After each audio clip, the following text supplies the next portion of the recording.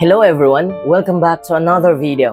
Atong isgutan karon ang 5 ka klase sa mga tao nga angay natong likayan. Di jud malikayan nga makahibalag tag toxic nga tao. Usahay gani, mismong pamilya pa ang toxic. Pero bisan pag toxic ang mga tao sa palibot, naagihapoy positive nga atong makuha. Unsa man, naatay perming makatunan. Pero ang negative side ani nga sitwasyon, pwedeng matakdan ta sa ilang pagka-toxic. Kung di ta muli kay nila, naay posibilidad na matoxic na pud atong batasan. Usbon nako, atong hisgutan karon ang 5 ka klase sa mga tao nga angay natong likayan. Number 1, mga taong sige reklamo. Okay raman mo reklamo, pero di na pud maayo nga sige na lang. Kaya ang taong reklamador, matawag pud ni siya ungrateful. Kanang bitong bisag nindot na kayo ang resulta sa sitwasyon, di gihapon sila satisfied. Ang mga bikil ra jud pirmi ilang makita.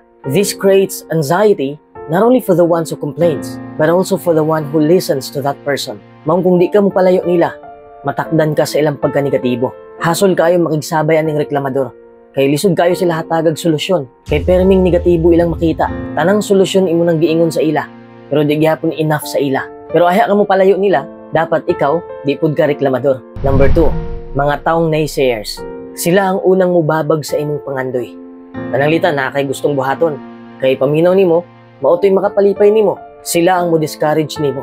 Naa sila back-up ng mga rason para matandog ka o di ka ginahan mo padayon. Just walk away when they start to get negative. Didto kuyog sa mga taong nakasabot sa imong plano. Number 3, mga taong hambugiro. The reason why people brag is they are seeking validation that they have done well or are doing well. Gusto nilang makuha ang opinion sa mga tao para lang mudugang sa ilang confidence. Kung nakay nakailang hambugiro, palayo na lang daan. Kay ilang pananaw sa imo, kakompetensya. Kay di man sila gusto nga malabwan sila. Number 4, mga taong way respeto. Kanabitong mga tao nga hilig mang distract, hilig mang disturbo, hilig kayong musambat sa storya. Usahay, kinahanglan po tag mag-inistrikto para po respetuon ta sa uban. Di pwede nga sigira natong i-tolerate ilang bati nga binuhatan. Dili ma-peaceful imong kinabuhi kung nakadikit na sila sa imo. You have to have enough self-respect for yourself to know your worth when people take advantage of you and waste your time. Number 5, mga taong way salig sa imo.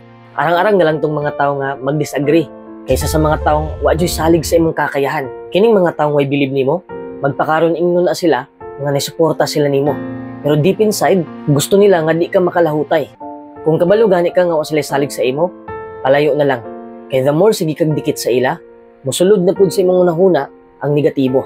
Mawalaan na pud kag pagsalig sa imong kaugalingon. Dali ra kita madutlan og negative kaysa sa positive.